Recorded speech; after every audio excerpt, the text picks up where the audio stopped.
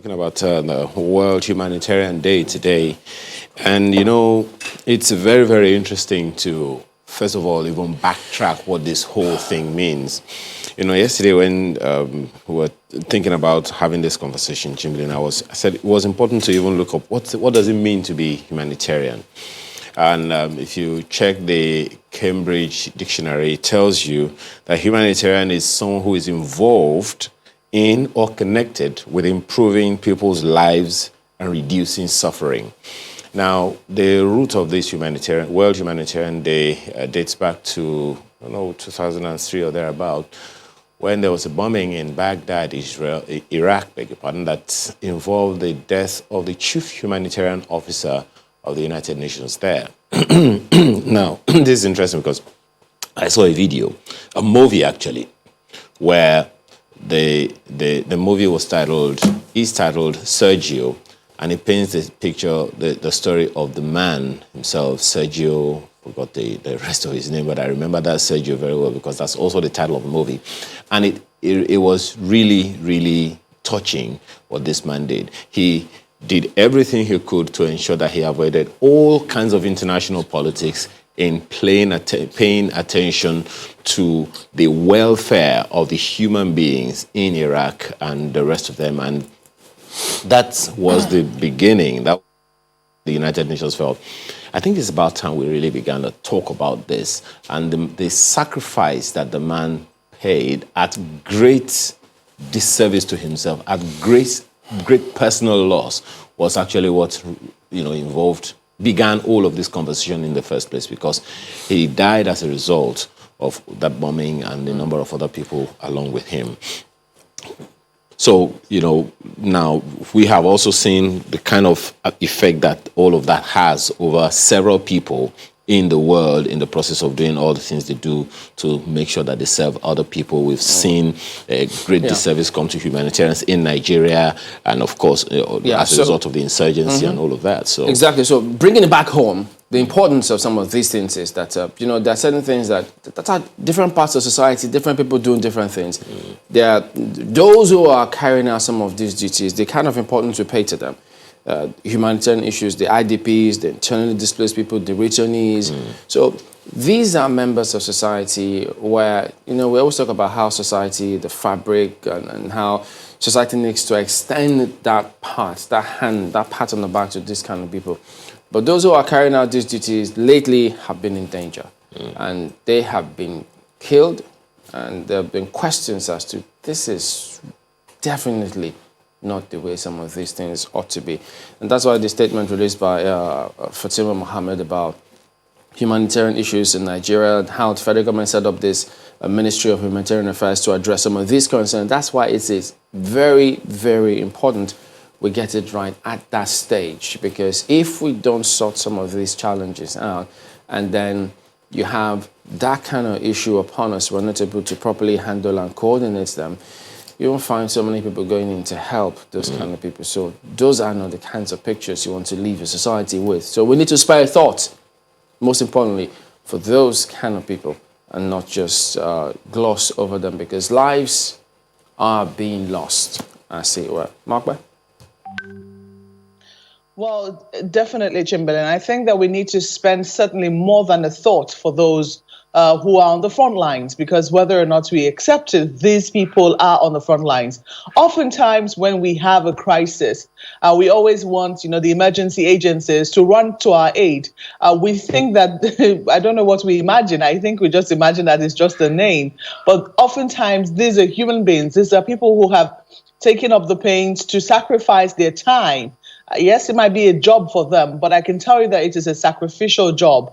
And so it does make a lot of sense for us to spare a day, especially when we continue to see the sort of tragedies that occur, especially in humanitarian situations. In conventional humanitarian situations, we've seen, situations whereby the logo of these humanitarian workers ideally should protect them. But in recent times, since we have gone into asymmetrical warfare, it would seem that these humanitarian workers have now become a target at the beginning of this year, the United Nations raised an alarm. The EU and the United Nations together raised an alarm about the state of humanitarian workers in the northeast of Nigeria. They came together to say that the Nigerian government needed to find a political solution to what was going on in the northeast, because a lot of their workers were now being targeted. And as if to buttress their point, only, I think about last month or 2 months ago, we saw aid workers being publicly executed. It was something that, did not go down well with everybody who saw that particular video. These people had gone in to help, yet they were the people who were targeted by the insurgents to make a point. So now they are moving about with their logos off their vehicles. So while it is important, why we know that this day has started, it is we need to spend more than a thought. We need to ensure that we protect them. We ensure that it is safe for these aid workers to carry out their work, that it is not scary, it is not, it is ordinarily on a good day, it is a dangerous type of job to do. But we need to reduce the dangers. Otherwise, we're not going to see volunteers going in to see how they can help others who have now become vulnerable as a result of these particular attacks. So, when you look at the statistics, for instance, the fact that we understand we've lost about 40 humanitarian workers since the entire insurgency began, which is about a decade now. And then we now understand that in this decade we're talking about, we've lost about 15 in the last 1 year. That is certainly a figure that should alarm all of us. So this day, I think, really does go home to press the importance of the work that these people do, which is oftentimes overlooked and taken for granted. But let us hope that, seeing the Minister for Humanitarian Affairs there yesterday at the event which was held to commemorate and to mark this day, it will not just be all talk. It will really be, saying that this is happening in our land. The dangers that these people face are real and true for themselves and for their families as well. And we need to do something to ensure that, aid workers are given the protection that they deserve. Gentlemen. And while that is also valid, significant number of times when we talk about humanitarian affairs, we're talking about federal government and state government and all of them. Well, of course, that is valid. But by the way, we need to see how far-reaching the effect of what states themselves have to contribute to all of this. But then there's a role for the corporate organizations, private organizations in Nigeria. Yes, they do a lot of CSR, corporate social responsibility. How far-reaching these are in our humanitarian affairs as a nation and as a people, I think is something that should be added to the till. Yeah, so shouldn't gloss over that and just keep doing a lot more, because there are several who have returned who at the moment just seem helpless. We can't afford to abandon them. All right, we'll take a look at what the dailies have got today in a moment.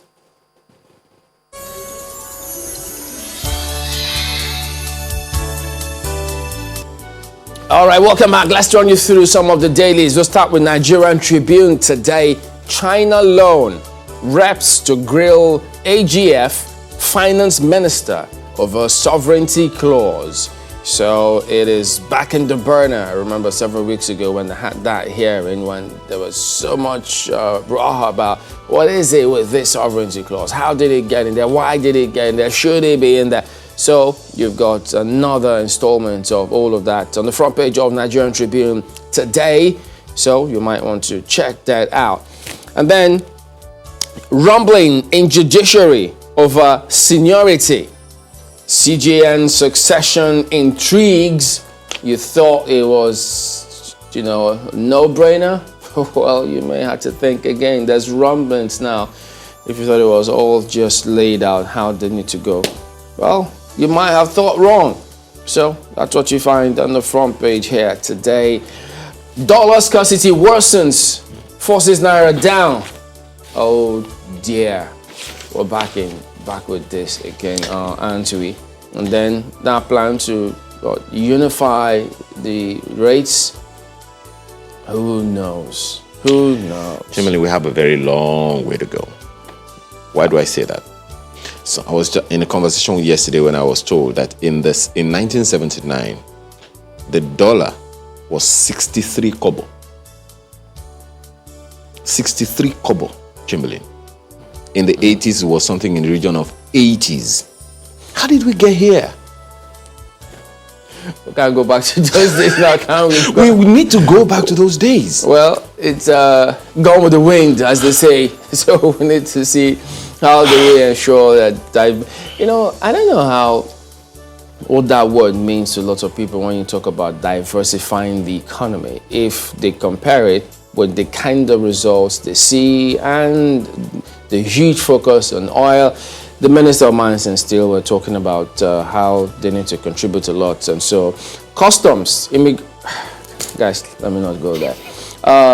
Edo, PDP, presidency, trade words over Oshomole's arrest, in parentheses, talk video on the front page here as well. So you got quite a number of things to look at the flip to the back page. Now, you just have to. PSG break 25 years curse, beat Leipzig 3-0 to reach Champions League final. Well, you can call it COVID-19 Champions League final if you want, but look, if they win this trophy, it's going to be on record in history that they are Champions League winners. So, one leg or not, it is what it is. So, but who would have believed that Juve will make Ronaldo available at £54 million? Is it euro? Okay, well, there you go. So what now? He's going to move? Who's going to... His wages are huge. So, clubs perhaps like PSG might want to have a look in. Liverpool fans, COVID-19, yeah, says Liverpool, Marseille players test positive. Oh dear. So, there you go. Well, the Daily Trust newspaper leads with Nigeria's debt servicing to hit 13.5 trillion naira. As FG unveils 2021 budget details, we're now in debt crisis, according to economists. And there is this quote in parentheses you may want to find out. Delay in World Bank loan will worsen power challenges. The World Bank is one of those institutions that Nigeria borrows from, so you may want to find out the details about that one. Story is on page 5. Above that, you will see 3 stories, including Mali president and prime minister, quote, arrested. You would know, if you've been following the news, that former President Jonathan has been Nigerian envoy interfacing with Mali and giving reports to the president on goings on in that country. Find out the details of that one. And 774,000 jobs. APC mum as PDP lawmakers reject 30 slots offer. Find out what that is about on page 30 of the Daily Trust newspaper this morning. Under the picture you see there, how 300 naira caused 12 travelers' death in Lagos. 300 naira responsible for the death of 12 persons.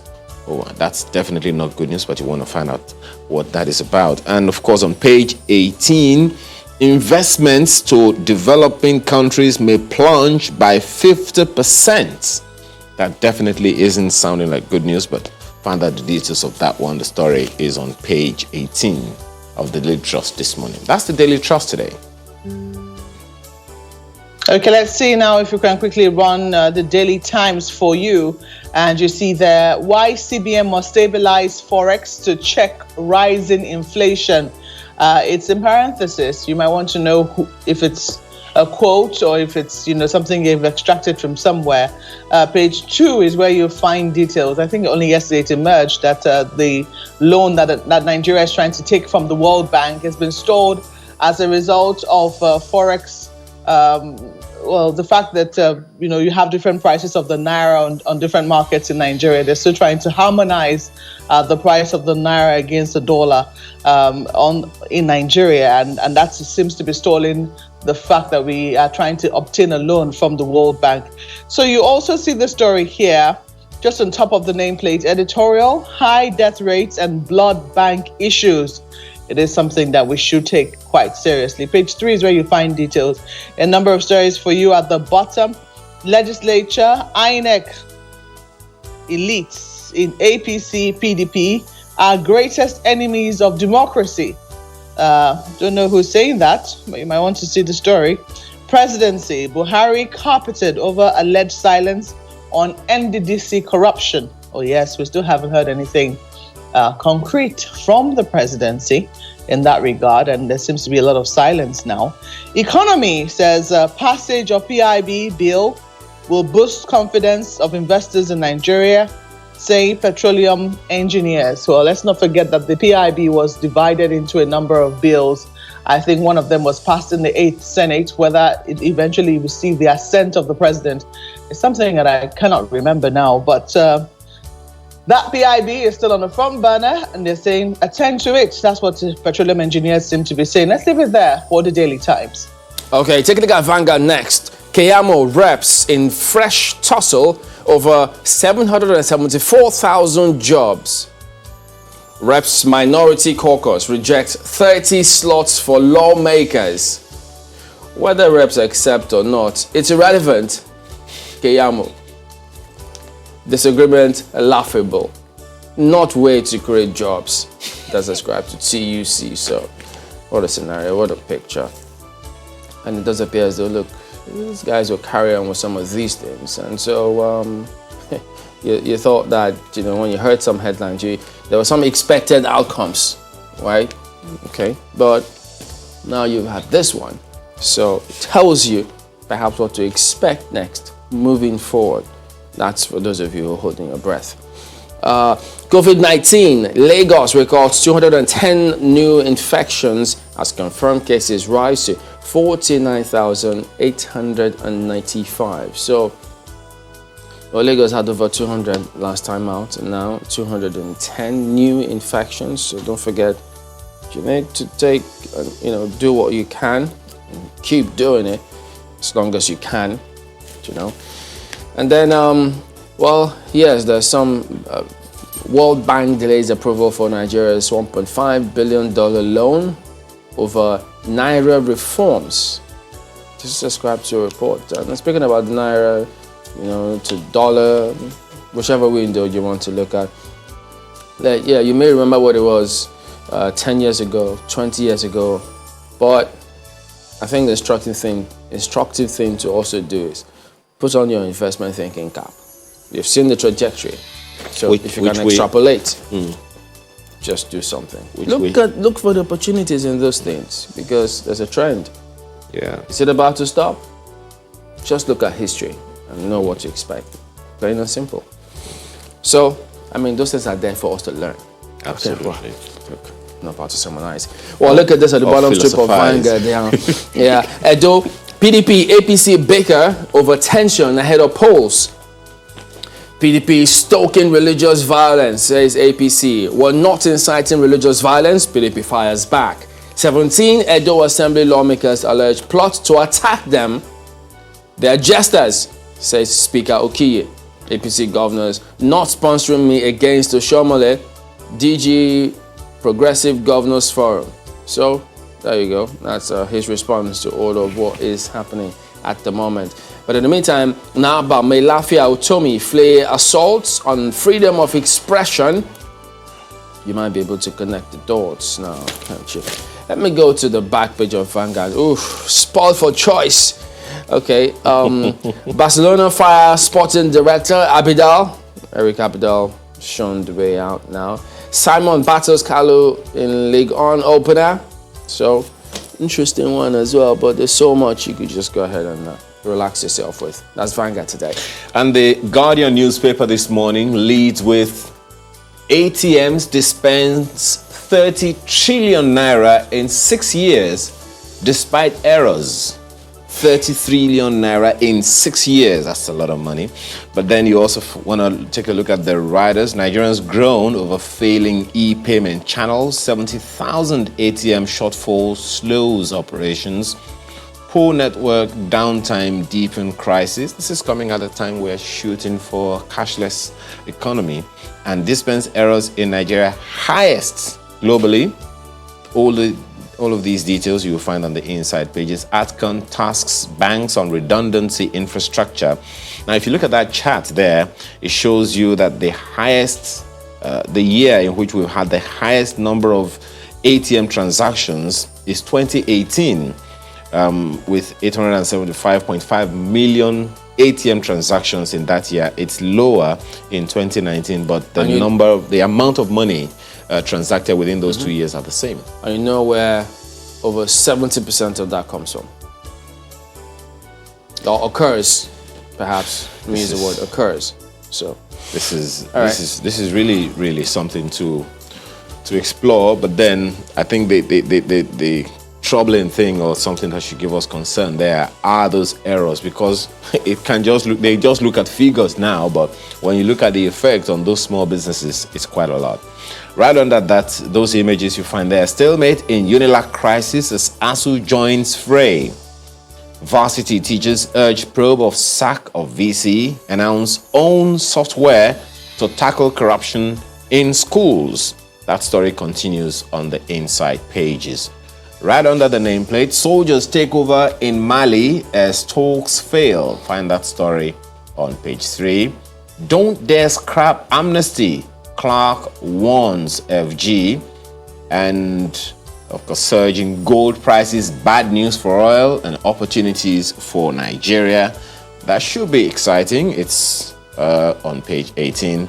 And again, you've heard about what's going on in China with Nigerian businesses. Again, Ghana revives non-tariff barriers to challenge Nigerian businesses. That story is on page 19 of the Guardian newspaper this morning. I guess that's it for the Guardian. Okay. UN, EU, ECOWAS condemn coup attempt in Mali. That's what's on the front page of leadership newspapers. Soldiers arrest president, prime minister. It's insurrection, not coup, says M5 RFP. That's what you find on the front page. ECOWAS peace mission envoy Jonathan briefs BMB. UN Security Council holds emergency meeting today. So it's something that is very serious, the situation in Mali, and should give all of us quite a bit of concern. And that's the lead story on the front page of leadership newspapers. Gentlemen. Okay, so there you go. That is it. We'll look at, okay, quickly. There's also News Direct, as a matter of fact, and look at the lead story on the front page of News Direct at the moment. All right, might as well just end it. That's a look at some of the dailies here today. We're back in a moment. Stay with us.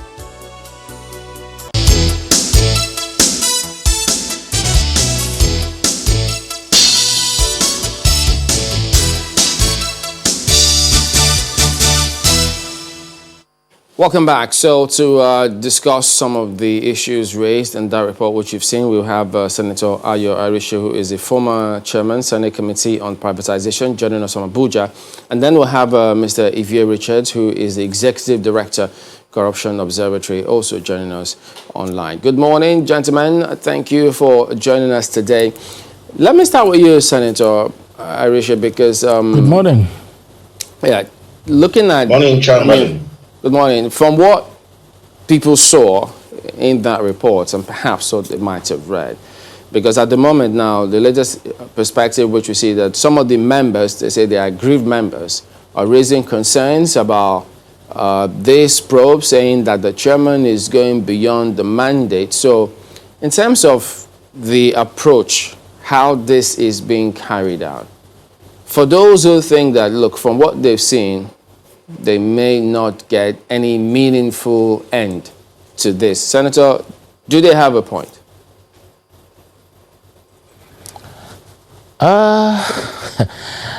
Well, this is a very tough scenario. On the one side, we need money to develop our infrastructure. On the other side, the National Assembly has responsibility to ensure that we do not enter into negotiations that would actually put this country in the so-called Chinese debt trap. And so it's a good thing that this is coming into the open, but I would imagine that even if nothing is directly achieved in terms of rewriting whatever agreement we had in the past, the National Assembly will use this opportunity to ensure that terms are defined for international loans, and that we are not, there is no agreement that would actually jeopardize the future of this country and our sovereignty in terms of actually our assets. And of course, because there are so many examples all around the world, particularly in the African continent and Asia, that leaves a lot of gives concern, to people of those countries. And the examples carried from Kenya, Djibouti, Sri Lanka, even Malaysia, that the new president has said, no, we got to slow down some of these loans. Because if proper planning is not put into it, 30 or 20 years might seem a long time, but it will soon be here. And if there is no plan that is adequately put in place to ensure that these funds are payable, and particularly when you look at the rail lines, it should be. Yeah, but Senator, before we get into that part, I needed to just find out from, because I mean, you've been in the Senate and having seen the way that probe is going, the perspective of some of those members. One wonders, they didn't seem to have unity of purpose, as it were. Well, there might be some digression, but I think they should be focused on what is necessary, and they focus on what are the terms of this loan. And the Nigerians or any executive arm of government, particularly the executives usually in charge of stuff like this with the approval of the National Assembly, should avoid signing any secret document, because this is our country and it's a commonwealth. So any money, any loan that will be taken, there must be transparency, that is very clear, that people know what these terms are. Because even if we are no longer there tomorrow in terms of meeting these obligations, Nigeria will still have to meet the obligation. So I think they should be focused on why this probe and what would Nigeria benefit, and of course lay this out, and it will be incontrovertible whether this is in the national interest or not, which I think a probe of this nature or an inquiry of this nature is in the best interest of this country, particularly if we did not follow any procurement procedure act, and there are no competitive biddings for either the just hang on a minute. The projects. We'll get to that part as well. My apologies. We'll get to that, but let me ask Mr. Richards. Now, the why of, the quiet question about how this probe is turning out. But for those who think the how the probe is being carried out may eventually, overshadow why the probe is going on from what you've seen. Do you share the same view?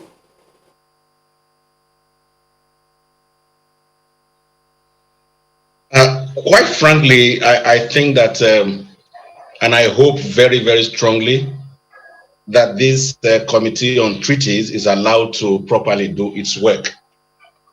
Very clearly, if you watch what's going on, you will see a clear indictment on the leadership of the National Assembly and the executive. Why have I said this? The way the Committee on Treaties and Agreement is going on, you would want to think that the loan was completely taken without the knowledge of the green and red chambers.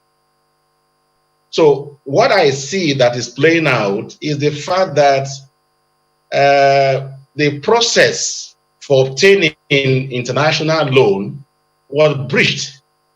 It's possible that the executive just sat down with the House Committee on Finance and then quickly wrapped up these issues in both the green and the red chamber, and agreements was signed. But you would want to agree with me that taking international loan should be much more deeper than that. In fact, you would need the House Intelligence Committee, you would need the Committee on Finance, you would need the Committee on Judiciary, you would need the Federal Ministry of Justice, you will need the Federal Ministry of Finance, and why would you need all of this? To ensure that the loan which the executive may have pronounced viable and sustainable, is not only seen to be so, but proven to be so.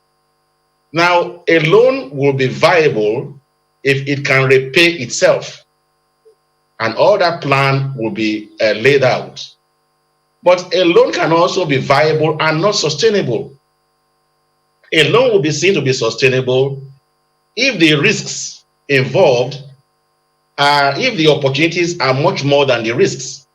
And all of that, you would be able to cool out from the conditions attached to that loan. So if you look at the conditions attached to the loan may be viable, but a wise country may say, look, the loan is viable, but thank you, no thanks. We are not interested in taking this loan. And that is why committees on intelligence, House Committee on Intelligence, Committee on Finance, even procurement, and all of these committees are expected to be part and parcel of, the agreement before a final agreement is taken by the country. Let me take this to Senator Arishe. From what you have heard Senator Richard say, and the questions that have been raised at the panel over time, it would seem like there are some gaps. At present, or maybe if you can give us a guide, what is the normal process of getting this loan? Because we know that before the federal government, the executive eventually gets the loan, you go to the National Assembly for approval. At what point does that happen? Does the National Assembly get the details before or not? Because it would seem like that's missing. Typically, the negotiations are done by the executive. They are supposed to follow procedures in the Financial Regulatory Act and all that. And they're supposed to follow the Procurement Act. And they're supposed to have negotiations, particularly if you want to build a project. For example, take for example our airports. There should be competitive bidding. And part of the bidding process would throw out, if you are going to bid for us, I will pay you over a long period of time, or you just want to get paid, or you want to use your country's Exim Bank, and you look at the rates and all that. Now, at the end of the day, whoever says, I'm giving you this money at this low, not a commercial interest rate, at this low interest rate, these are the conditions that I want. When they look at that negotiation, they will now send it to the National Assembly for approval, that we have negotiated XY loan to execute 1, 2, 3, 4 projects. And the National Assembly would actually send that to the appropriate committee for deliberation. After that, the loan is usually passed, because if you look at it that this is for the interest of the country, in terms of our infrastructural decay, everybody is yearning for us to move beyond where we are now. We look at our transportation system, and I think that has been a major focus. But that should not take the shine away from due process. Just one moment, Senator. Procedures. Just one moment, Senator. Followed. So, yes. Concerning those procedures that you talked about, a number of people are wondering. You said the executive takes it to the National Assembly and they do a little bit of scrutiny, and then they send it for approval and all of that.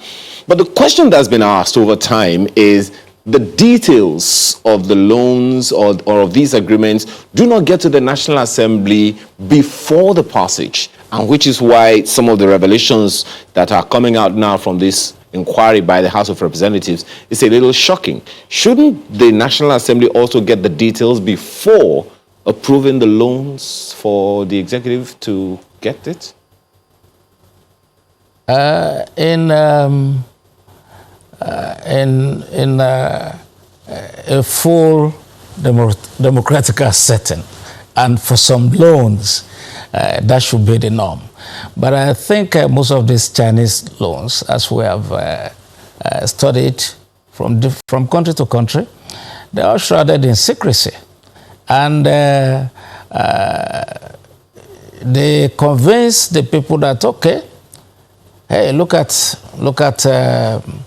the position of the minister on this item.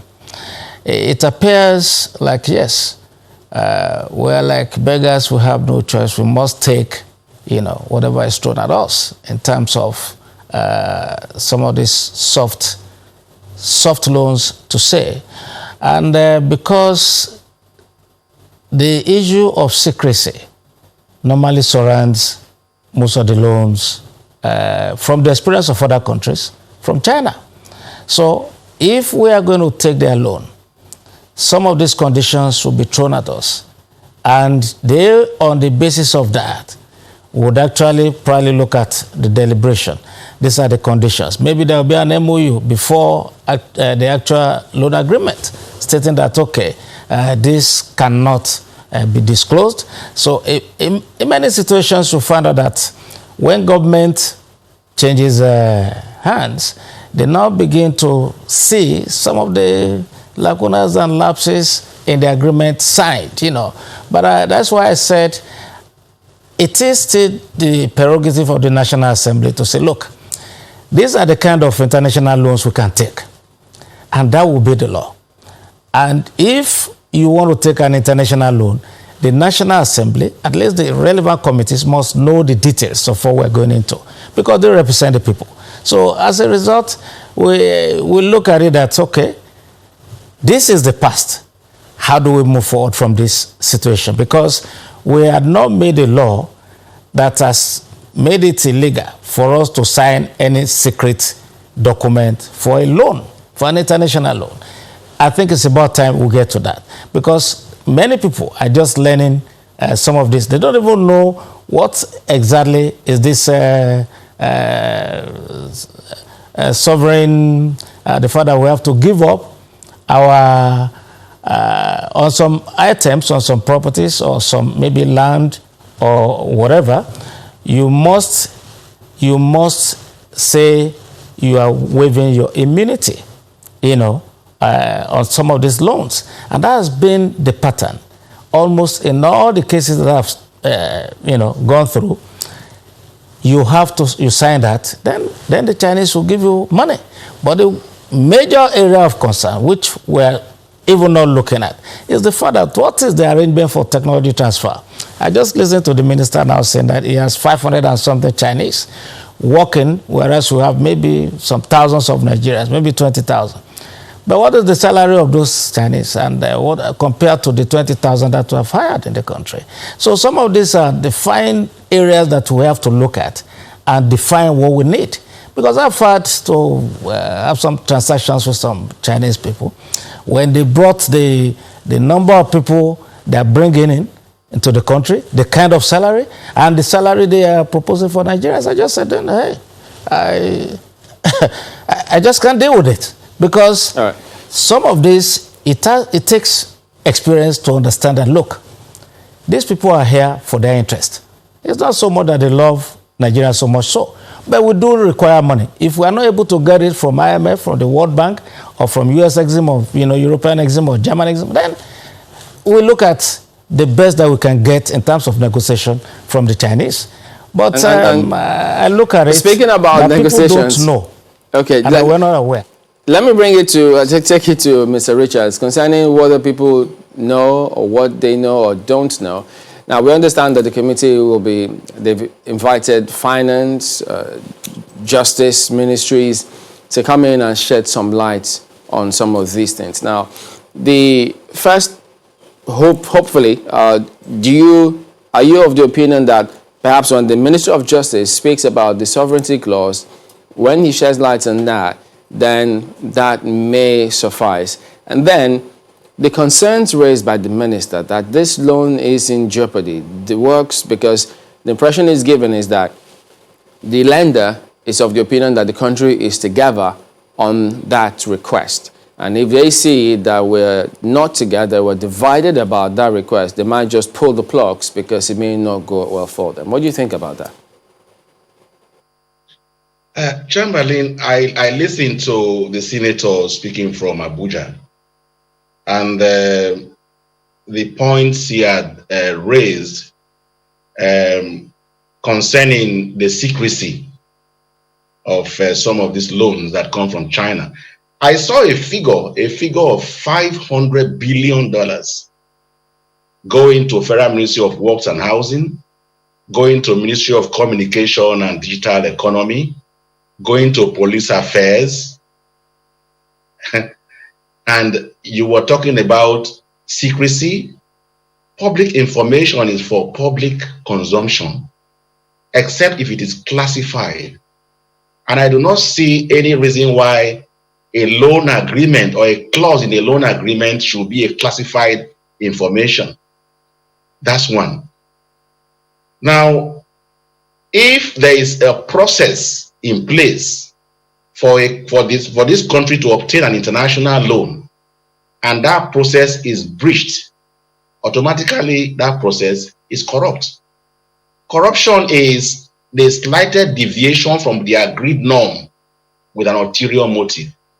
So for the minister to begin to say, we have other loans in the pipeline, do not let us scrutinize this properly, let's take all the loans and scrutinize it, I completely disagree with him. And why do I disagree?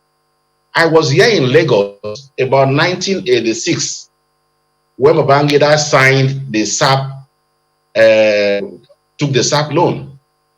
Now, Nigerians were given the opportunity to scrutinize the conditions attached to that loan. We told the president at the time, not the military president, not to sign that agreement. And behind the door, behind that, the back door, that loan was taken and heaped on Nigerians. Let me remind you, Chamberlain, that this Lagos, Okokomaiko became popular because Nigeria was producing Volks, Santana, and Kombi bus from there. We were producing Pojo from Kaduna. In fact, I bought Pojo about that time for 6,000 naira. We were producing steer in Bauchi. There was this fertilizer company at One. The Leyland coming from Anamco. The moment that part of the condition of that loan was that the naira must be devalued, and then internal controls broken down, control like price control board and all those things, all internal controls concerning the economy should be broken down. The loan was taken, and lo and behold, less than 12 months, most of these companies started, and why did it happen like that? We didn't have the foreign exchange to even get spare parts for replacement and all of that. And the economy became comatose. Now we saw Nigerians wearing second-hand clothes. Nigeria became a dumping ground for used cars from Europe. Today, Nigeria is becoming a dumping ground even for used cars from China. Why would a minister with brain in his core say that we should not scrutinize conditions attached to a loan because other loans are coming? His children will not pay for that loan. This loan is heaped on future generations of this country. And I am I am very, very disappointed that at this level of our development, we could still have an administration, a National Assembly that will step aside from laid down procedures in obtaining loan and then go into secret modes and begin to sign corruption upon the head of Nigerians. This is totally unacceptable. And I congratulate the treaty, the committee on treaty and agreements. And I think that this issue must be properly and exhaustively scrutinized, and possibly a renegotiation of these terms be carried out to ensure that Nigeria is on a safe footing. All right, Senator, one wonders, still talking about the process of obtaining these loans, because it's supposed to, if the National Assembly, from what they're saying, are not aware of all of these details before the processes went on, they wonder, look, is it the ruling party, both at the center and the majority in the National Assembly? Is this an indictment on the National Assembly for not having all of these details before now, in terms of their capacity to function as required by law? Well, let's say we say our democracy is actually a work in progress. Being the ruling party and being in control of the National Assembly, there is this bias that once there's an executive bill and is from the head of the party, and that is executive, let's say the president, sends in an executive bill that we're obtaining a loan of XYZ. We want to revamp the Edo-Kaduna rail line. We want to build airports. We want to renovate our airports because the standards are, below what is acceptable in the international community, including the equipment. And they make a case for it. Now, usually, the problem we have right now in this country is the problem of trust. People don't trust government officials, and with reasons.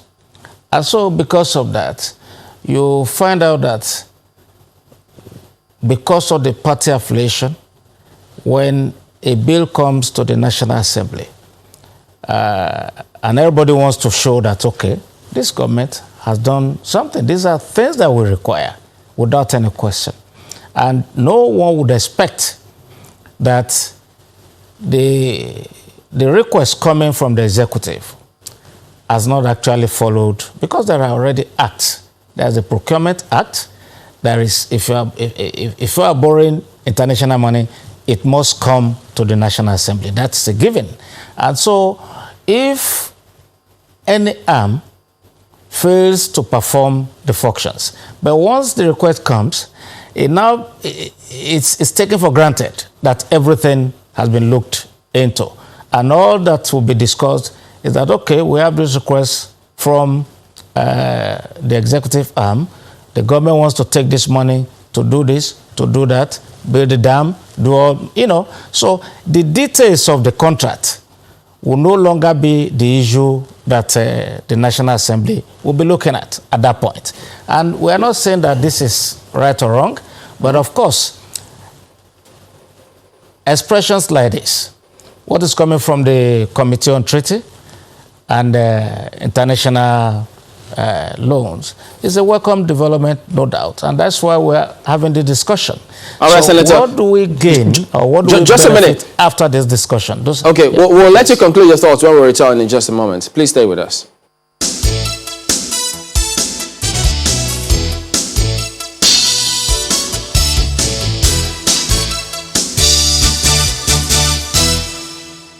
Well, Senator, could you, in addition to what you were about to say before we went to break, for those who wonder, saying, look, no matter what the conclusions of this House Committee on Treaties, Agreements and Protocol come up with, chances are high that the government may not listen to that and go ahead with accepting these loans.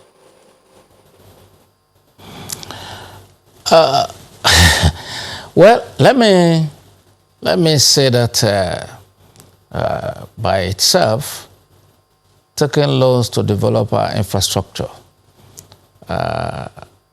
is a fact that we cannot run away from. Because if we continue to take loans and we do not have the infrastructure to support our population in terms of quality transportation system, healthcare system, and several, even our educational system, and we do not make enough money, we don't generate enough revenue that will enable us build such infrastructure by ourselves. It becomes imperative that we need help somehow. And loan by itself is not bad. It's the conditionalities attached to this kind of loans that people are saying, why? And of course, when you look at the conditionalities, it includes even the technology transfer. For you to have Chinese people to be maintaining refurbished or renewed train coaches and all that, I don't think it's the best for our economy. There are so many things that we need to put in the public arena for debate. Senator, just one moment. There was something you just said now that kind of, in a way, corroborates what Mr. Ivy-Richards said earlier before we went on the break. He was saying that, perhaps we need to renegotiate some of the conditions of this loan. And that seems to be something that you are also talking about. First of all, you want to confirm that you are saying that? And even if we are, is that possible now, and how? Well, let me tell you that in Malaysia, they had this kind of loans. The new president came in and said, look, we're not able to continue with this kind of arrangement, because he was talking of building a brand new city for them. And because his people cannot even afford to live in such homes, he says that will bring influx of immigrants. So he had several reasons to say we have to renegotiate this. And of course, because some of the terms were not clear, and there have been people that have said, no, we're not going to continue with this loan. We need a renegotiation because this was fraught with some corruption. Because if it's shrouded in secrecy, you now say, okay, some things were not actually put in place. So a government can say, yes, we want to renegotiate, and with just cause. If the National Assembly says, this particular loan, we do not like the terms stated in there, and that is the voice of the country. We'll now say, okay, the ones that you have taken, and Nigeria has agreed to those terms, we now need to find out, how do we pay these monies back? Would they be paid through the service being provided, particularly the rail lines or the airports? And are we channeling part of this revenue on a daily basis towards liquidating those loans in the future? If we are waiting for 20 years to start paying, then we're already in problem. Because so when you look at some of this, it is not impossible to renegotiate. I don't have the full content of the agreement, but I think from what we're saying, particularly the fact that these assets are tied, or some other assets are tied to these loans, in which case we cannot walk our way out of it unless there is proven corruption attached to it. And of course, it doesn't necessarily have to be corruption alone. If the due process was not followed and there is a breach of our laws, then we can go back and say, no, we are no longer going to follow up or with this loan because of 1, 2, 3, 4. So, but again, we must have alternatives, because these are things required for our growth, for our development, for us to move forward. So it's a choice between the rock and the hard place. There is really, I don't see the winning strategy if all we are producing, our monocultural economy, still persists. And of course, we heard about several rice mills in this part of the loans. So if those rice mills are generating and we're able to start exporting, whatever money we are making from there, something should be set aside towards paying these loans. If it is left just for the government to pay back, just one moment, we have Senator. not diversified this economy sufficiently. It's a big problem, yes. Okay. Now, let me take this back to Mr. Richards. Now, there was an element of this whole conversation that you mentioned the other time, which is the corruption element. And when the way you said it was like, it's not about money, it's about process. How do we begin to realign all of that, given that on the one hand, some of these conditions have been there, and on the other hand, China loans are not the only ones we are taking. There are other multilateral organizations and countries that we get these loans from. Are you looking at a situation where we scrutinize all of these, or is just these China loans that are the concern? Well, I saw from the statement from the Committee on Treaty and Agreements that we have a total of about 500 international loan agreements, and that of the Chinese loan, I think, is just a fraction of this 500. Now, laying a background for the issue of corruption, as I said earlier, when you talk about theft of money and kleptocracy and all those things are actually manifestations of corruption. Corruption is systemic. I'm saying it because if we have a system in place, agreed, and is resident in our laws on how we should obtain international loan, a slighted deviation from that agreed system amounts to corruption. And what the Committee on Treaties and Agreement is doing right now has thrown the spotlight on the fact that the system has been breached, which means that corruption is at play. Now, that is enough basis, enough ground to call for the renegotiation of the loans from China. Number two, if you lay down the loan conditionalities from China alongside with those from other parts of the world, you should be able to, and me and you, we are not private to this, but members of the National Assembly should be private to this.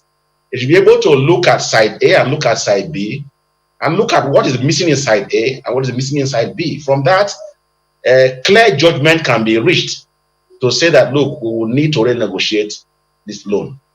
One thing I know, and it's a personal opinion, where Asian businesses grow, the economies suffer. You can go to the Republic of the DRC, Congo, you can just look around. And recently, an African nation is already groaning over the loans obtained from China. So those days, we refused to listen to the voice of coming from Tanzania. Nyerere was crying. Tanzania was almost becoming a failed state because of the conditionalities of IMF loan. We didn't look at that. We went ahead, neck deep, we went into the SAP thing that came from IMF. I'm telling you, I don't know how old you are, but your children will still suffer from those conditions. Then let me just point this. Babangida now is resting in his house. Olufalaye was Minister of Finance, is resting. Ndika was CBN governor, is resting. But Nigerians are suffering. Before that loan was taken, our currency was, I'm not so sure now, but about 30 or something naira to $1. But overnight, that thing went to about 85 naira to $1. I did a project, a research work in 1994. I went to the Federal Ministry of Finance, went around CBN offices around this country. I did not see one single paper, a document where that devaluation was carried out. Yet it was real, and that's exactly what happened. So, all right, Mr. Richard. So be very careful. All right, then. But I think Mr. Kalu, he was first Commissioner for Finance, then Minister of Finance in the state. So, but we do appreciate your thoughts this morning, and we also do know that the concerns for those Chinese countries and in Africa, they usually, it's either the ports, the airports, seaports, or media. Those are the infrastructure that usually are of interest to some of them. But we thank you, gentlemen, Mr. Xavier Richards, Executive Director, Corruption Observatory, and Senator Ayo Arishe, former Chairman, Senate Committee on Privatization. Thank you both for talking to us today. Thank you very much, Chamberlain. All right, we'll be back and turn our attention to something else in just a moment. Don't go away.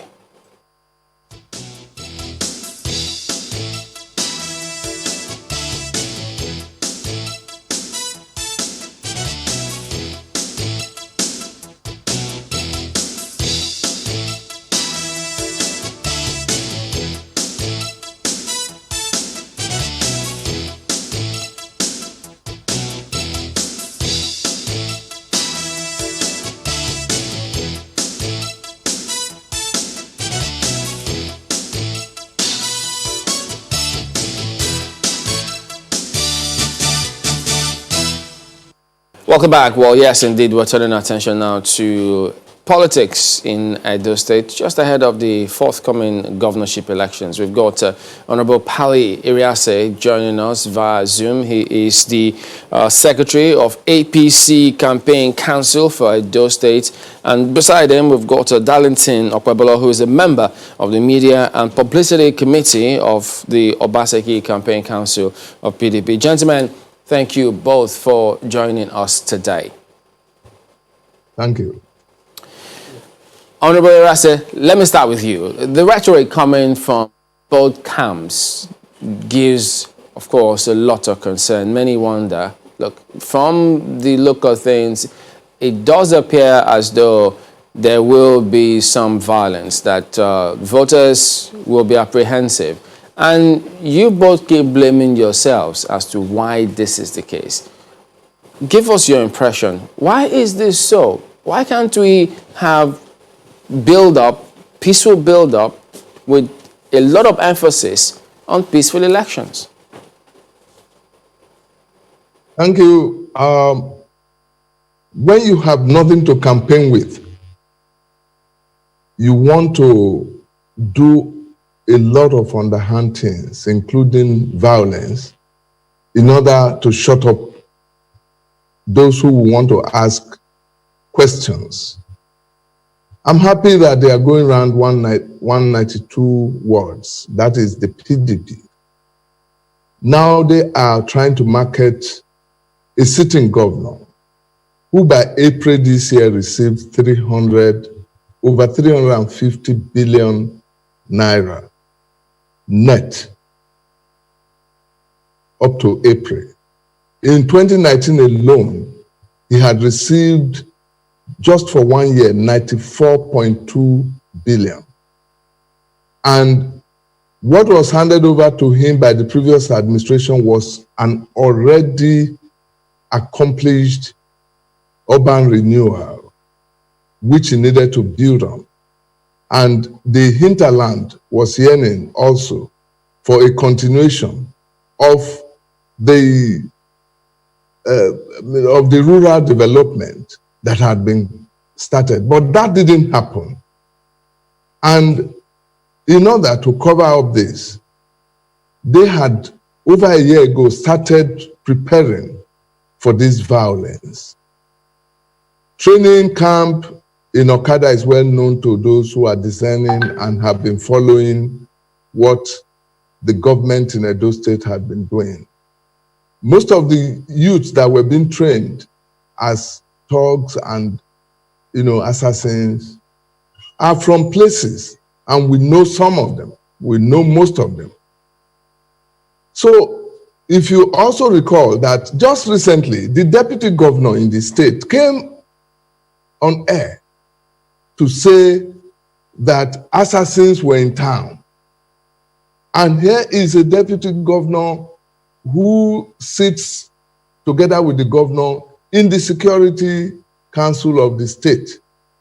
So if you know that there is a horde of assassins, do you rush to the press or you round them up and show them to the world that this is... Honorable Iriase, when you say that they've been preparing for this for over a year, but were they not with you in the same party? You mean they've been doing that while you were together? If you follow what has been happening, you will know that what we are seeing now was already being set up more than a year ago, when the mantra was quarrel with the national chairman. I'm quarreling with him. And most of us were saying, what is this quarrel about? What is it between you and the other person who is not talking? We didn't get to know. But I told the world then that I will not be fooled, that this man has lost it. It did not work for Edo people. All right, just hold on a minute. He had the press behind him. All right, Honorable, we'll come back to you. Let's get Mr. Okmaolo to also give his perspective. Well, he says, look, the PDP, Mr. Obaseki, even while he was in APC, had been preparing with this tactic for over a year ago. Is that right? Well, Good morning, Kimberly, and good morning, friends. The truth is that we, the other people, know those that are perpetrating violence in the state. And we also know that the people speaking, the people that are speaking against the government today are those who are part of those people that formed what they call EPM, the Edo People's Movement. These are set of disgruntled elements who, because the government, you saw the honorable member just now, brandishing figures, numbers, all they care about is money, money, money. What has come into Edo, what has come into the coffers of Godwin, and he has refused to submit it to them. That is what they all care about. They don't care about anything. Whatever they talk about is how much he has received, how much he has received, how much he has received. The truth of the matter is that the people know who really cares for them. They know who really has the hearts, the interest of the people at heart. And for the first time in Edo State, we are having a responsible government that is led by a responsible citizen, Godwin Obaseki, who is saying that there must be a departure from the old order. And these guys are not okay with it. These are the set of people that we've been hearing about that have been in the corridor of power since 1999.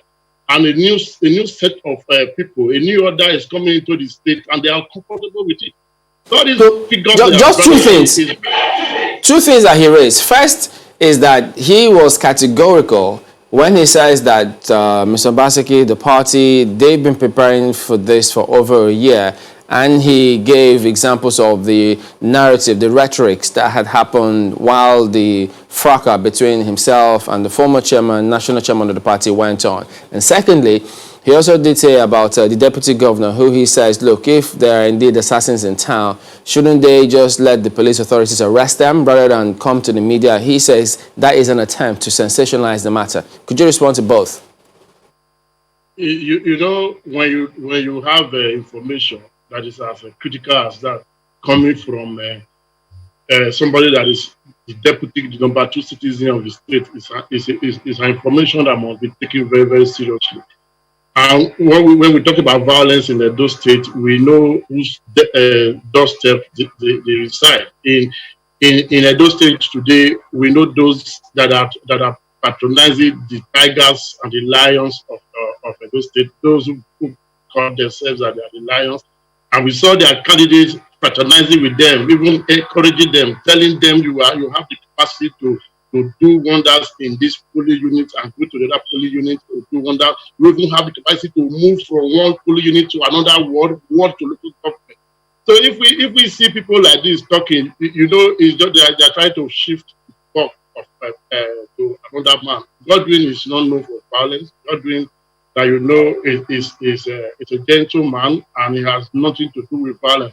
Philip Shaibu holds the responsibility to let the people know, to let the world know that some people who are known to be assassins, who are associated with the former national chairman of APC, Oshomole, are coming into town.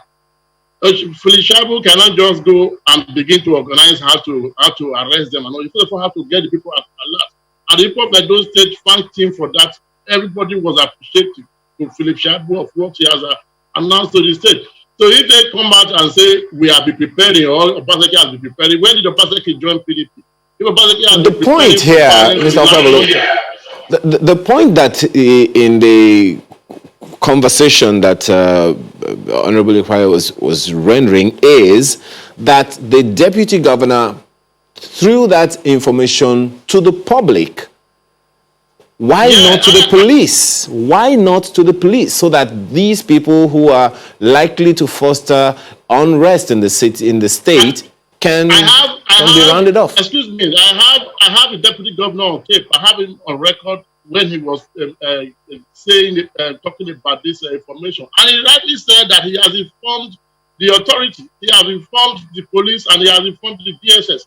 So for him to come out, we are in a political era, it's an electionary season. And if you have such information and you leave it at the doorstep of the police, and you think that the police, who by every calculation is known, because they boast everywhere in Edo State that they control the police, they control the military, they control everything. So if we have information like that and we have relayed it to the police, it is also very important for us to let the people know what we have said and what we have told the police. So the onus is now on the police to act, and the people will not demand for the police to act based on the fact that the information is already in the public domain.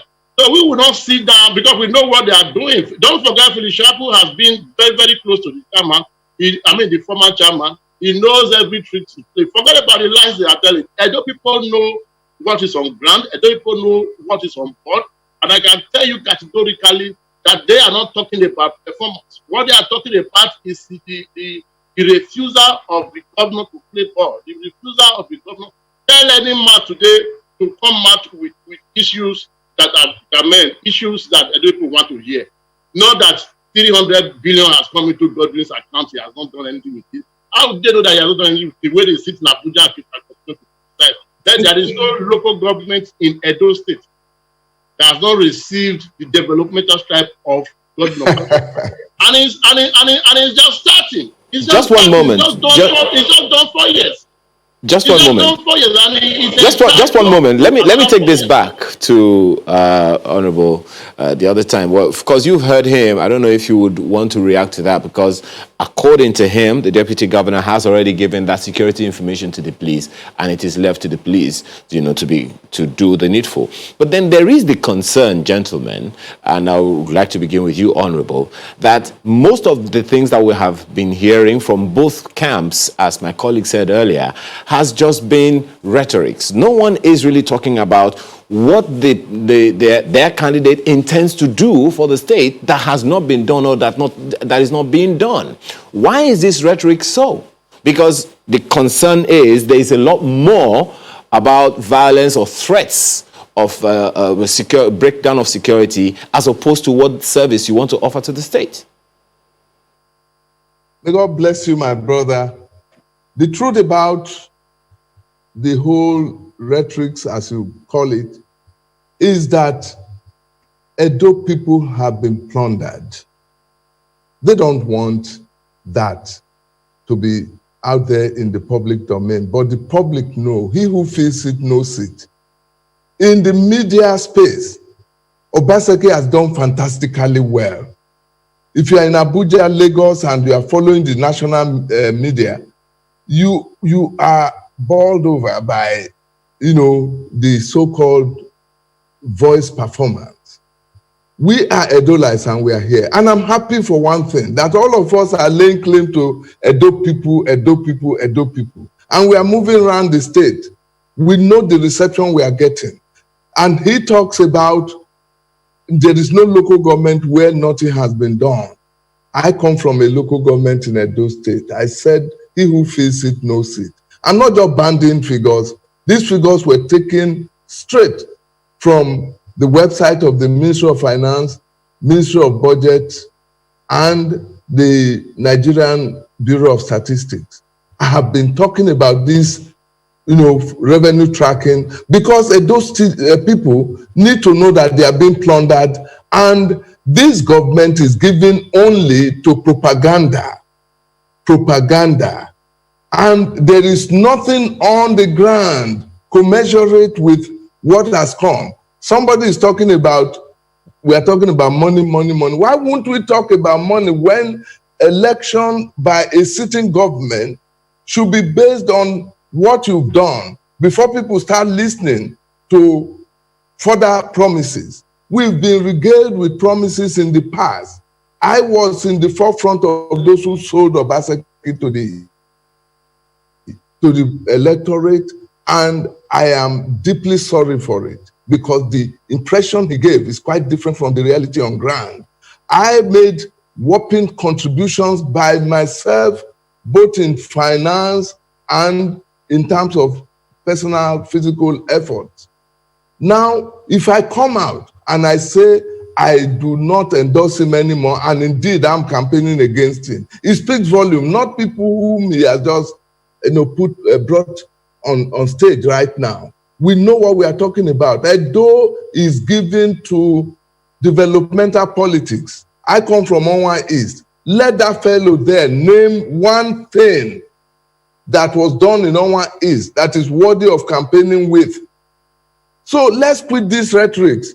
And if, I have said it before, if a sitting deputy governor who is a member of the State Security Council knows that there are assassins on the prowl, and he knows that there are many, and he told us so, why would we be sensationalizing what can be nipped in the bud? It's not enough to say he has also told the police. And we are saying that we know the purveyors of violence in Edo State. We know those who rode on motorbike instead of their convoy to Iyamo Edo State University with in company of large thugs, a large number of thugs. We know those who have sent people to other people's business places to shoot endlessly, and nothing was done to those people. We know people who will carry caterpillar and go to bulldoze hotels belonging to those who are not kowtowing to their political views. We know those who have trampled on democratic values in Edo State, who drove out by violence 14 elected members of Edo State House of Assembly because they will not kowtow to their decision to impose malleable leadership in the House of Assembly. We know that Edo State today is making a caricature of the democratic values of Nigeria by ensuring that only 7 members are sitting. Those 7 members don't even meet the normal quorum. Normal quorum comes after the setting up of the House. You didn't allow the setting up of the House, and you tell us today that you have a House of Assembly. Come on, what are we talking about? Edo State knows where the shoe pinches them. Honorable Irase, thank you. Okay, just a moment. Well, Mr. Paulo, now, from all of those issues that he's highlighted, the latter being that, well, the figures, the number of the members of the State House of Assembly that you have, far inferior to the ones that the APC do, who are supporting the APC. Now, that impression is that clearly you do not have, from his own perspective, I stand corrected, that you do not have you will not have as much support, as much boots on ground in the National Assembly as the APC would. And so he thinks that that is all the more reason why your party, your candidate, is worried. Well, let me tell you first and foremost that the man that is speaking was with Oshomole for 8 years when Oshomole was the governor. Ask him what did he or Oshomole do in his state. The man, I mean, is in his local government. The man that is speaking was a House member at the Federal House of Representatives. What did he do in his constituency? Now, what he is talking about, he is talking about House of Assembly. You want to talk about House members who have lived in Abuja for almost 1.5 years, when the tenure is almost rounding up. You have a House member, a set of House members who were elected and refused to be inaugurated because their hero, Oshomole, whom they worship, had told them not to come because they have an ulterior motive which Godwin is standing against. Listen carefully. The issues we should be talking about are issues that are germane, issues that are serious, issues that are affecting the people of Edo State. If we talk about development, how can they tell me that Oshomole, or let me not even call Oshomole because his name is on the ballot, the man they are throwing in to stand against Godwin Obaseki, what does he have to preach with? What does he have to campaign with? Nothing. Whatever they do today is just how to run down Godwin. And they are doing that through so many ways, through violence, through lies, moving up. We saw video how someone went to the villa and calling for president or the presidency to bring in, come and start arresting opposition in Edo State. That will not stand. What about people from all different parts of the state? They are all very much, very, very happy with Godwin Obaseki, and they are happy with what is happening. Do you know, for the first time in Edo State, we are having what we call enduring development that can be institutionalized. Development, for example, in the educational sector, that you can come out in another 9 years. A child can come out after 9 years in school and is able to do a lot of things with the computers, is able to stand out anywhere for any vocational job, apply and get it. That is what you call Edo Best. That is what government is doing. We are bringing a new set of youth that will come with academic and intellectual capacity to meet with any of their equals anywhere in the world. Not the kind of youth that they brought in during their time. Some of them today, they are useless. They have become urchins in the streets of Benin, calling themselves tigers and lions. And you see a man that is working. If I could ask you, when you say that the APC candidate has got nothing to campaign with, but while he was in your party, wasn't he the campaign director for Atiku during the just concluded general elections? And then at that time too, Atiku won in Edo State. He defeated Buhari at Iwe, and then they won 18 local governments out of 18. They produced some senators. Are you saying all of those don't matter? Let me tell you, in Edo, the household name there is PDP. If they want to be fair with themselves, everybody in Edo is the problem we are even having. He was even made the DG because he was the candidate of Edo PDP in 2016. And the PDP national body agreed then that every sitting governor or everyone who has been candidate of the PDP should head the team. How many? Barely 4 or 5 months after the election, he was already fraternizing with APC. Okay, well, to go and join them in APC. So it was not based on whatever arrangement he had that caused. Okay, well, we'll come back to you, Honorable, so just hang on a minute. But we do have Dr. Yunus, Tanko Yunus, who is of the Publicity Bureau of the NC Front. He also joins us. We haven't listened to both gentlemen. There are concerns about how do we ensure, one, INEC and the police play their role and ensure we have peaceful elections, at least to a large extent, so that voters can go out there and vote peacefully. What do you think we should be focusing on at this stage?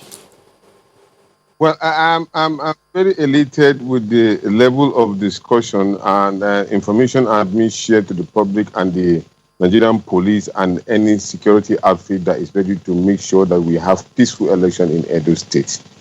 Now, you know, these two gentlemen belong to the same political parties. Either one person or the other have conducted one thing or the other in the process of the election.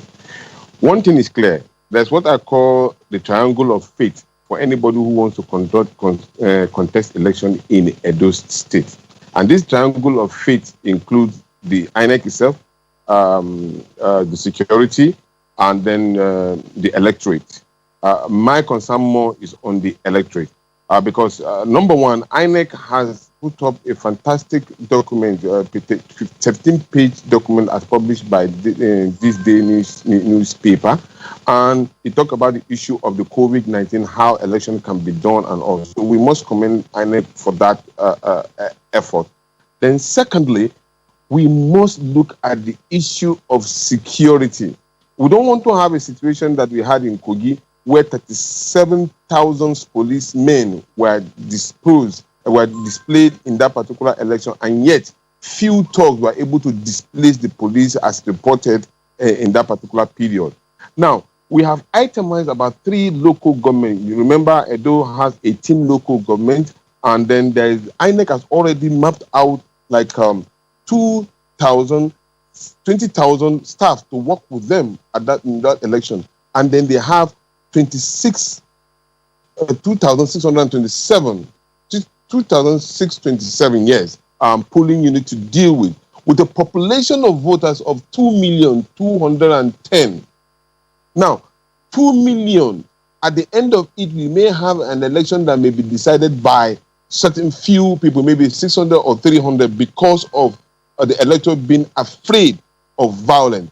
These violent areas that have been actually itemized are Ego in Benin City itself. We talk about Esako West, which is Auchi. Then we talk about Umwande. That's where Ekoma is. And forgive me if I murdered that particular last local government name. But we itemize these particular areas as areas of battlefront. For example, in the time of Esako West, it has to deal with the issue of Auchi. And you know, both Adam Oshomole and Shaibu comes from Esako West, which is Auchi.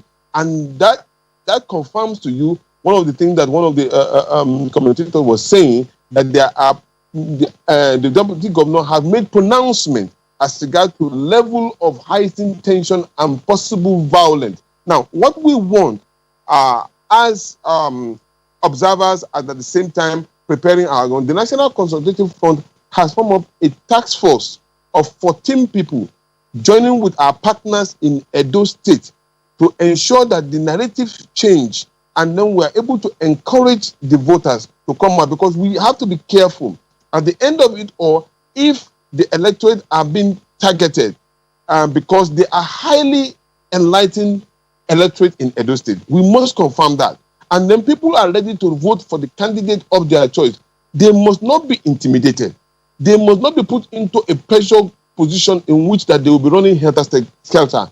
And here, INEC need to put its feet on ground, just like the way it did in Zamfara State, where some of the problems that we have stationed ab initio as regard to internal party democracy and the rest of them, really, if it comes to fore, if there are problems, INEC must take full position and stand by it during the process. That is the only way some of our colleagues who have decided to run rough shoulders on the rules and regulation of election will be put to check.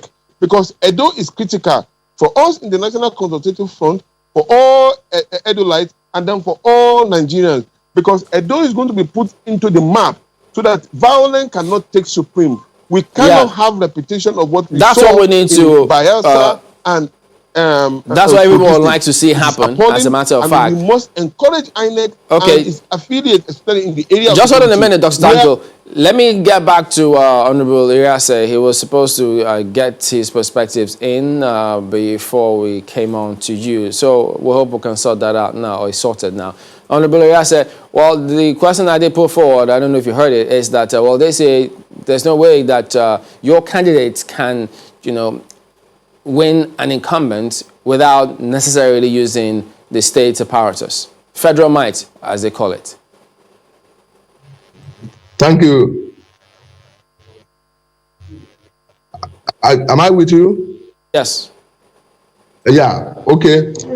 Now, let me say that this election is won and lost. Won by Pastor Sageze Yamu and lost by Godwin Obaseki. Why am I so confident? This election, if they who are the purveyors of violence are put in check, Edo people will decide, and they will decide on the basis of performance or lack of it. I am happy that the young man there is talking about the previous administration of Oshomole. Everyone in Nigeria, and Edolites in particular, knew that Oshomole did perform. And the legacies are there for everyone to see. The urban renewal, by now, if it was followed through as promised then by Godwin Obaseki at inception, we would have been counting the number of flyovers we have in Benin City, for instance, to help us deal with the perennial traffic jam that we suffer in Benin City. But I again leave the other young man who is talking about those who have been around and did not perform. And because my constituents, whom I have represented, these years in the House of Representatives, know my worth. They know my worth. If there are any developmental things to point at, as dividend of democracy in Onwa East and West today, they are things that I did, not this governor. The governor did absolutely nothing. On the contrary, he went on promising and signing so many MOUs, which raised the hope of the people, which hope was eventually dashed again. Gelegele Port didn't see the light of day. The world-class industrial park, which attracted the vice president to come and lay foundation, is there in the bush. There is nothing there. And the young man also talked about schools. You see, my heart bleeds when people come and misuse the media to tell lies. Today, there are no teachers in your secondary schools. There are none. If you have any teacher at all, it is either one or two, with the principal principaling himself and, also acting as the only teacher. It is the communities that have taken up the burden of providing teachers for their secondary schools. I am a sufferer of it, and I know what I'm talking about. In my alma mater, in Onwa East, O2 Pacific, sorry sir, I am paying 11 teachers from my pocket every month. Otherwise, there's no school there. They have only one government paid teacher. I am paying 11 teachers. Why are you the one paying these teachers and not the state government, Honorable? Why are you the one paying the teachers and not the government? Isn't there a system in place? The school would have been closed down, because without teacher, you don't have a school. And go around those states, you never heard this before, that it is the community teachers that are holding sway in secondary schools. And this is a fact. And as I speak, Edolites are listening to me. They know me for who I am. I thrive on integrity. Well, just one moment. I am paying them. Just let's scrutinize this a little further. At what point did you notice that there were no teachers in these schools? And of course, because one would wonder, if that was the case and the governor was in your party, this should have been raised with him. Wow. Now, if you had a listening governor, then you would take me up. Does he listen? Is that his trajectory? Is that what he's interested in?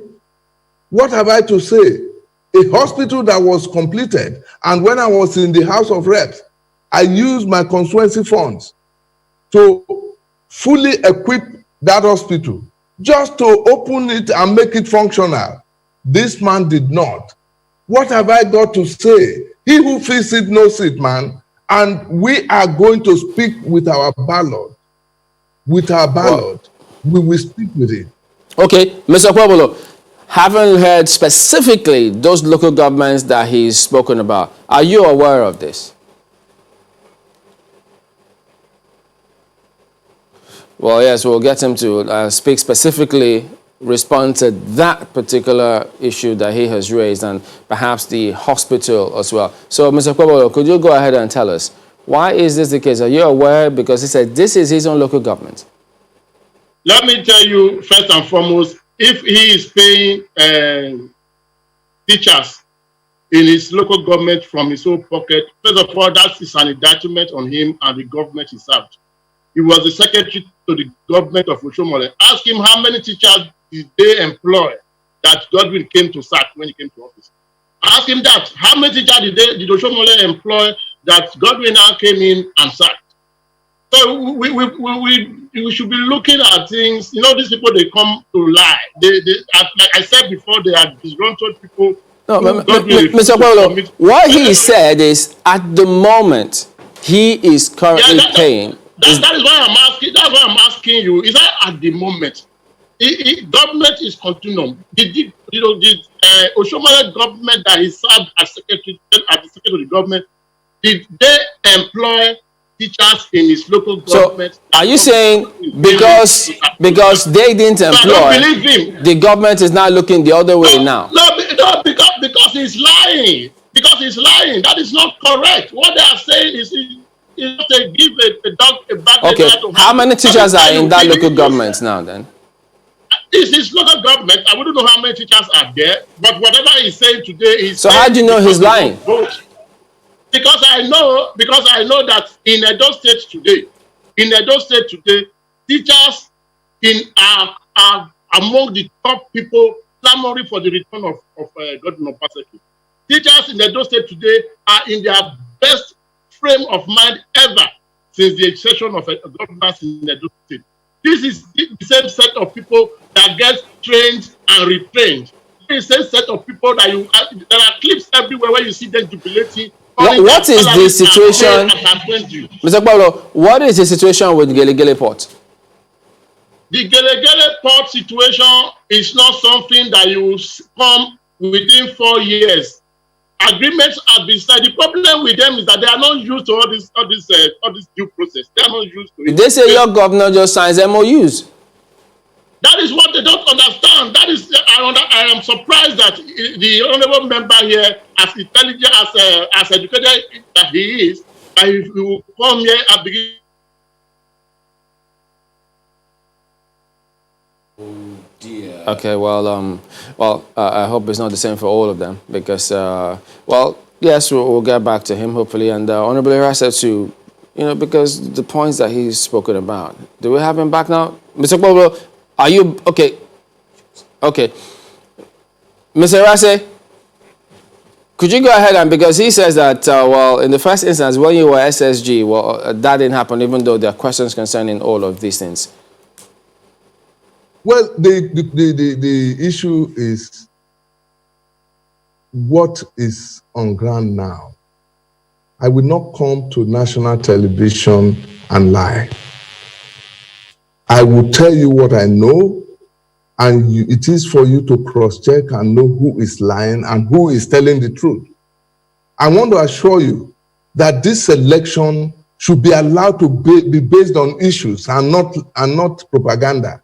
They've had a field day over the years. If editors or editorial boards were to vote for Obaseki, he had won. But happily, it is the Edo people that will decide his fate. They can say whatever they like, but he who feels it knows it. There has not been development to talk about. Today, you have billboards pronouncing 2,000 projects within 3 years. Wow. And they say, go to www. The market woman is trying to mark those projects, to see those projects. They are not there. They are not there. Now, the roads that they are talking about, they are NDDC roads, they are C4 roads. C4 is the donor agency, that is EDF, European Development Fund, and the World Bank concessionary funding. Pardon me, we're winding down, but we need you to tell us, and the same will go for all the other guests, what has to be done both by your party and everybody else involved in the elections to ensure that we have peaceful elections? Yeah. Now you could hear them crying that Adam Tushomole has rushed to the villa to plead with the president. Now, what was he pleading for? They said he's pleading for security coverage. The best way to put these hoodlums at bay is to ensure that the security agencies do their job. Why are they afraid of it? If they keep these gun-wielding hoodlums at bay, we civilians will be able to go quietly to cast our vote. That is what they don't want. That is what they don't want. Do you think needs to be done then? The talks they trained in Okada, Ovia Northeast, the talks they had been quartering, for further instructions in Edo Hotel. They are known to Edolites. And we know which government has a deputy governor who will ride on the back of a motorbike with thugs to a university convocation. All right, Honorable. We are here. We need to wind down. are the purveyors of violence. Let's bring in Dr. Yunusa as well. What do you think needs to be put in place to ensure that look, voters need to come out and vote the way they want? One, INEC must be very firm in taking decision where they find any form of undue malpractices at any of their polling stations. They should make that particular point very clear and sound to everybody that is contesting election in Edo. Two, the security men, especially the police, must show a level of, dedication to their duty and holding forth during, after and before the election and after the election. Because definitely there will be hoodlums and troublemakers, just like it's already been stated here this morning. So they should swing into action, not tomorrow, but now. Go to those particular places and deal with the matter before it gets out of hand. All right, Dr. Tanko.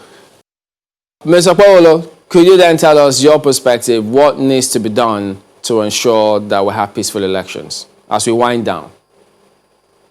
What I would say is that first and foremost, we must talk about equity, fair play.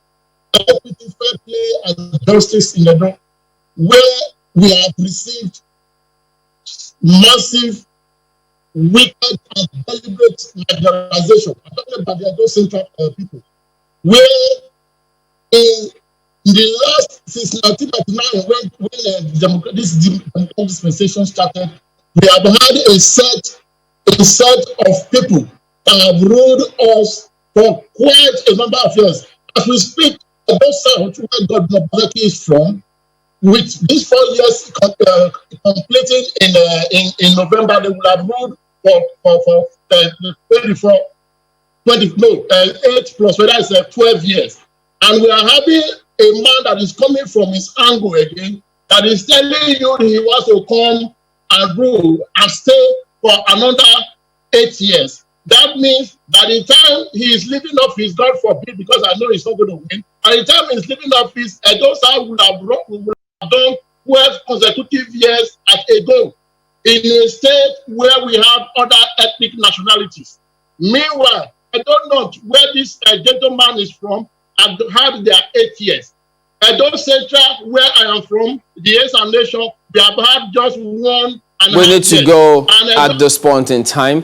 Mr. Darlington Okpewolo, we do thank you for your perspectives. Honorable Pali Iriase, we thank you as well for talking to us today. And Dr. Yunusa Tanko, thank you very much indeed for your perspectives this morning. All right, but just before we go, we do understand that the Economic Community of West African States, ECOWAS, has suspended Mali.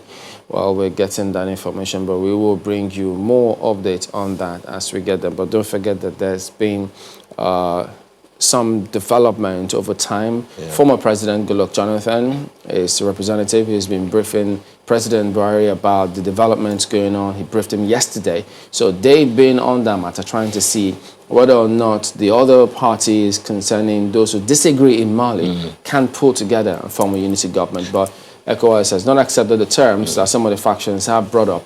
And so now that is the latest perspective. And I think what that is leading to is that all trade relations with Mali, all borders with Mali have been shut at this point. How we progress going forward, I think is something, that needs to be seen. So that is the breaking news at this moment. ECOWAS suspends Mali. Well, that is the show today. We thank you all for letting us be a part of your day today. We'll see you again here tomorrow. I'm Chamberlain Uso. I'm Ayo Makinde. Please keep safe.